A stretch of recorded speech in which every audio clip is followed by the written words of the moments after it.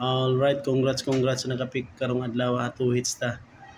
Sa 2 PM 956 Rumble 569 na to ah. Sa 5 PM 087 so 708 so Rumble gyapon. So nara kani nga duha ka kombinasyon. So gi-upload na to ganinang buntag. So kato nag-comment ka wala ko nag-upload, lantawa lang dito sa ko ang Facebook. Naa dito.